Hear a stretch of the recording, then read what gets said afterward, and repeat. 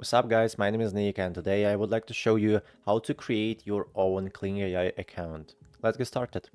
So first of all, let's open up a browser and type in the search box Kling AI.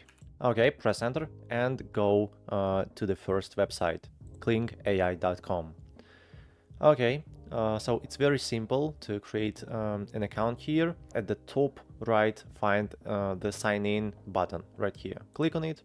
And here you can find the sign up for free button. If you don't have an account, you can create it easily. Click on this button, enter email address, create your password, and of course confirm it. And now we can click on next. Just loading. Okay, now you need to complete security verification. And the last step, we need to verify our email address.